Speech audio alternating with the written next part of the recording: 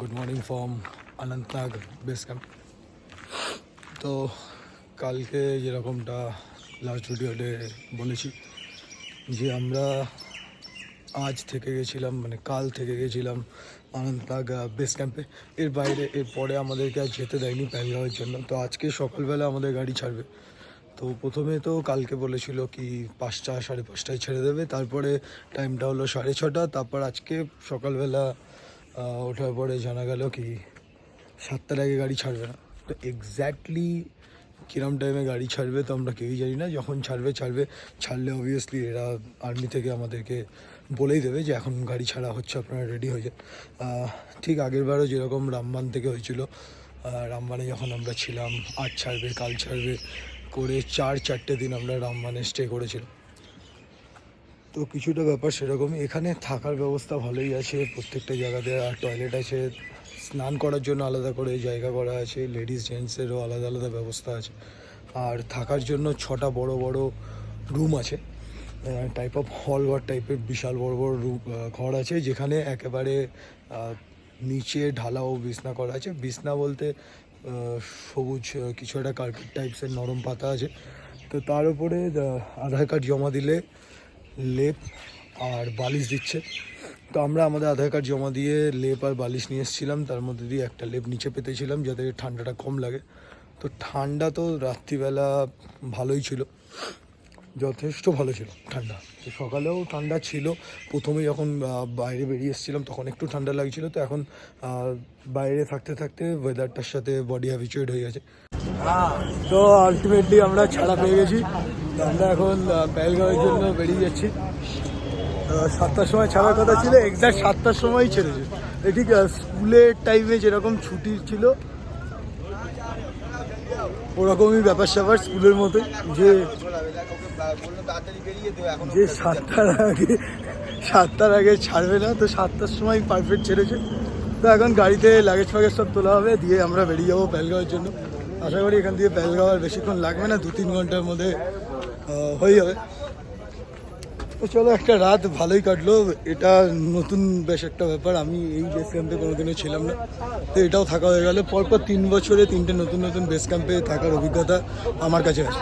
যদি কেউ জিজ্ঞেস করো তাহলে আমাকে জিজ্ঞেস করতে পারো, আমি একদম সুন্দরভাবে ডেসক্রাইব করি। গুড মর্নিং বন্ধুরা, জয় ভোলে। তো আমরা চলে এসেছি সকাল সকাল পেহেলগাম। তো এটা হলো পেহেলগামের চেক পয়েন্ট। এখান থেকে চেক করে তারপরে ছাড়ে। এটা থেকে চেক পয়েন্ট থেকে পাস করেই ডান হাতে হচ্ছে বেস ক্যাম্প। তো চলো আগে চেক পয়েন্ট ক্রস করে নিই সকাল সকাল, তারপরে দেখি হোটেল করবো না বেস ক্যাম্পে থাকবো। তো আমরা পেহেলগাঁওয়ের চেকপোস্ট ক্রস করে চলে এসেছি। তো বাকি গাড়িতে আমরা যারা ছিলাম সবাই টয়লেট গেছে, তার জন্য আমরা একটু দাঁড়িয়ে আছি। তো ওখানে হয়ে গেলে দিয়ে সবাই একসাথেই যাব। তো প্রথমে হয়তো আমরা বেস ক্যাম্পে যাবো। বেসিক্যালি আজকে আমরা বেস ক্যাম্প থাকবো না, কারণ আমরা হোটেলেই থাকবো। কারণ দেখো, বেস ক্যাম্পে থাকলে যেটা মেন অসুবিধা হয় কি, সকালবেলা বেরোনোর সময় টয়লেটের প্রবলেম হয়। তো এখানে যেটা হবে কি, হোটেলে থাকলে অ্যাটলিস্ট টয়লেটটা ঠিকঠাক করা যাবে, কি পার্সোনাল টয়লেট থাকবে, ঝামেলা হবে না। তো তাই জন্যেই আমাদের প্ল্যান আছে কি আজকে আমরা হোটেল নেব। তো বাকি সবাই আসুক, দিয়ে দেখি হোটেলেও দেখতে হবে কীরম দামে পাওয়া যায়। মোটামুটি একটা সস্তার হোটেল নেবো, কারণ দেখো জাস্ট আজকের একটা দিন কাটানোর আছে আমাদের। আর যদি সময় হয় তাহলে একটু পেহেলগাঁও তো ডেফিনেটলি পায়ে হেঁটে ঘুরবো। তো একটা প্ল্যান হচ্ছে কি মিনি সুইজারল্যান্ড। অ্যাকচুয়ালি আমি যখন এর আগে এসেছিলাম মিনি সুইজারল্যান্ড আমার ঘোরা হয়নি। তো কথাবার্তা ওটাই চলছে যে যদি মিনি সুইজারল্যান্ডটা হয় তো দেখা যাক কী হয়। তো চলো, সময় যেরম যাবে সেরম তোমাদেরকে আমি সব দেখাতে থাকবো যে আমরা কী করছি না। তো এই হলো আমাদের পেহেলগাঁওয়ের হোটেল। মোটামুটি বেস ক্যাম্প থেকে 3-3.5 কিলোমিটার হেঁটে এসেছি। তো এর আগের বার আমি ছিলাম হোটেল এভারগ্রিনে, আরেকটু এগিয়ে ডান দিকে পড়ে। তো ওইটার জন্যই এগিয়ে আসছিলাম। তো হাঁটতে হাঁটতে এই হোটেলটা দেখলাম, তো মনে হলো কি এটা একবার দেখে নিই। তো রুমগুলো ভালো আছে, রুমও দেখাচ্ছি। এটা দেখো বাইরের লন আছে সামনে, এখানে চেয়ার ফেয়ার পাতা আছে, এখানে বসে যায়। আর এন্ট্রেন্সটাও ভালো আছে, হোটেলের রুমগুলো ভালো আছে। আর এই হলো হোটেলের রুম, একদম সামনের রুমটাই আমরা নিয়েছি। বেশ সুন্দর সূর্যের আলো আসছে। এখন একটু রোদ্দুরে গরম আছে, কিন্তু আশা করি রাতের দিকে ঠান্ডা হয়ে যাবে। আর এই হলো বাথরুম, ঠিক আছে, পরিষ্কারই আছে মোটামুটি। তো আমরা চলে এসেছি রুমে। তো টোটাল এই রুমের ফেয়ার পড়েছে 700 টাকা। অবভিয়াসলি বার্গেনিং করে পড়েছে, নচেত নয়, আরও বেশি চেয়েছিল। তো যেটা বলছিলাম যে দেখো, বার্গেনিং করলে সব জায়গাতেই কম হয়, এবং ডেফিনেটলি বার্গেনিং স্কিল এক একজনে আলাদা আলাদা হয়, কে কীরকমভাবে বার্গেনিং করতে পারে তার উপরে ডিপেন্ড করে। তো 700 টাকার রুম যথেষ্ট ভালো। আপাতত আমরা লাগেজগুলো এখানেই রেখে জামা প্যান্টটা চেঞ্জ করে নেবো। পাখা এখানে পাখা কোথায়? পেহেলগাঁওয়ে পাখা থাকে না, ভয় পাই দিয়েছিল আমাকে পেহেলগাঁওয়ে পাখা। তো চলো এখানে জামা প্যান্ট চেঞ্জ করে নিই, তারপরে একটু বাইরেটা বেরোবো ঘুরতে। সকালে ব্রেকফাস্টও খাওয়ার আছে, এখনো অব্দি কিছু খাইনি। তো চলো, আমাদের সকালে ব্রেকফাস্ট দই, চাটনি, আলুর পরোটা, সাথে চুল, সাথে টক দইটা চিনি মিশিয়ে টক দইটাকে মিষ্টি দই বানিয়ে দিয়েছে। তো সকালে ব্রেকফাস্ট আমাদের হয়ে গেছে। আলু পরোটা, দই আর আচার ছিল। দিয়ে এখন একটু নর্মালি পেহেলগামে হেঁটে ঘুরতে পেরেছি। এখানে সামনের দিকে যেখান থেকে ব্যারিকেড লাগায় অমরনাথে যাওয়ার গাড়িগুলো যেখান থেকে যায়, সেদিকেই যাচ্ছি। ওখান থেকে নদীটা বেশ ভালো দেখা যায়, কারণ এর আগে প্রথমবার 2018-তে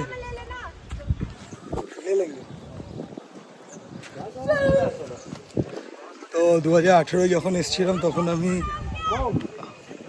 এক্সপ্লোরার সৌরভ। তো যখন এসেছিলাম তো তখন ওদিকেই ছিলাম, তো তাই জন্য ওদিকটা দিয়েছি, যে জানি ওদিক থেকে ঝিলাম নদী, ওখান থেকে লিদার নদীর সামনেটাতে পুরো নামা যায়। তো তাই জন্য একটু ওদিকটাতেই যাচ্ছি। সকালে তো আজকে কোনো কাজ নেই, পুরো ফ্রি। দুপুরবেলা খাবো দাবো, ঘুমাবো। সন্ধ্যাবেলা একটু মার্কেটটা ঘুরবো, দিয়ে তারপরেও খাবো দাবো, আবার ঘুমাবো। ভালো করে একটা ছবি দিচ্ছি।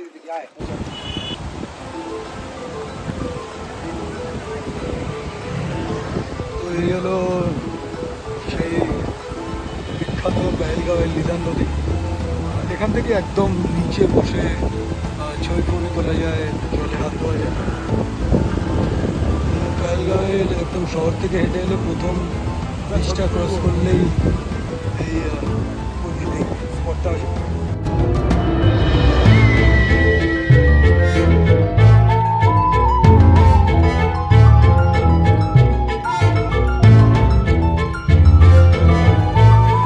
তো আমরা লিদার নদী থেকে ওপর দিকে উঠে এসেছি। এবার আমরা যাচ্ছি, আর একটা বল আছে সামনে, ঠিক যেটার পরেই চন্দনবাড়ি গেট লাগানো হয়, মানে যেখান থেকে গাড়িগুলো লাইন আপ দেয়।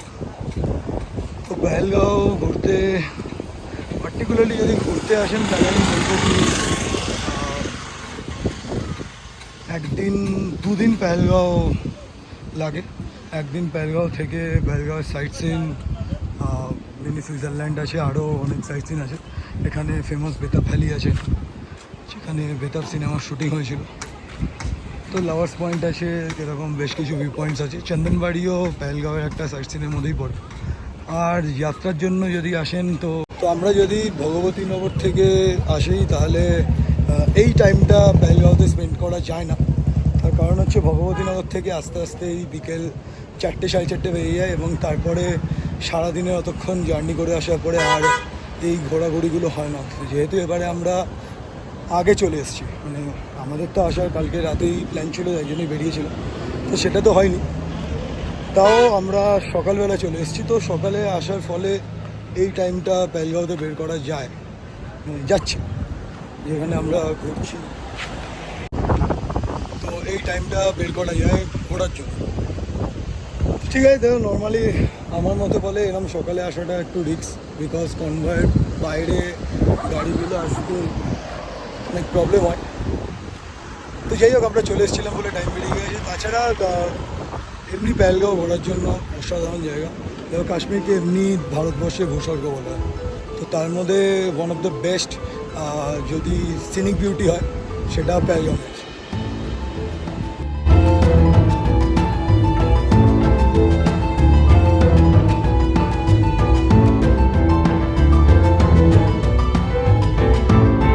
সামনে হচ্ছে লাস্ট চেকপোস্ট। এখানেই আপাতত আজকে এখান থেকে ক্রস করতে কোনো গাড়ি দেবে না।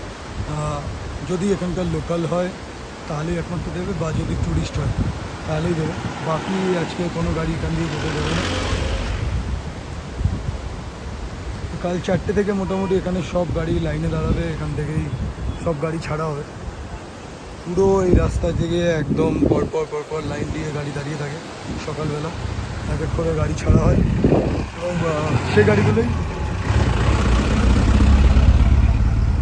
সেই গাড়িগুলোই আবার নামিয়ে দিয়ে আবার ফিরতি আসে।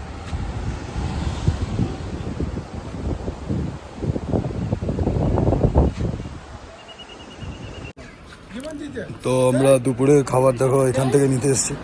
আগেই কথা বলে গেছিলাম, এটা বাঙালি restaurant, Howrah Bangali hotel and restaurant. তো আগেই কথা বলে গেছিলাম, এখানে ভেজ থালি 160 করে বলেছে। ভাত আছে, ডাল আছে, আলু ভাজা আছে আর আলু পোস্ত আছে।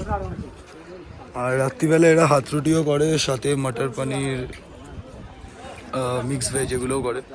তো রাতের খাবার এখনো কিছু ঠিক করিনি কী খাবো, বাট দুপুরে ভাত আর ডালটা নিয়ে যাই, দেখা যাক কী খাবার হয়, কিরম খেতে হয়, তারপরে নয় রাতেরটা ডিসাইড করবো। তো এই হলো আমাদের দুপুরের খাবার, ডাল, আলু ভাজা, ভাত, আর এদিকে আলু পোস্ত আছে। এটা আলু ঝিঙে পোস্ত বাবা ভালোবাসতো। আলু ঝিঙে পোস্ত, শুধু আলু পোস্ত দিয়েছে, এটাই নাকি 160 টাকা। আর একজনে এত খিদে পেয়ে গেছে দেখেছো, বোকা বাপ। বিকেলবেলা রেস্ট নিয়ে আমরা চলে গেছিলাম একটু পেহেলগাঁও মার্কেট ঘুরতে। সেখান থেকে ঘুরে টুরে এসে রাত্রিবেলা ওই বাঙালি হোটেল থেকেই রাতের খাবার এনেছিলাম, সেম ভেজ থালি নিয়েছিলাম। তো তারপরে আমরা তাড়াতাড়ি ঘুমিয়ে পড়েছিলাম, যেহেতু কাল অনেক সকাল সকাল উঠতে হবে। তো আজকের মতো ভিডিওটা এখানেই শেষ করছি। ভিডিওটি ভালো লাগলে অবশ্যই লাইক করবেন, শেয়ার করবেন এবং কমেন্ট করবেন। আর চ্যানেলে নতুন থাকলে অবশ্যই সাবস্ক্রাইব করবেন। Good bye.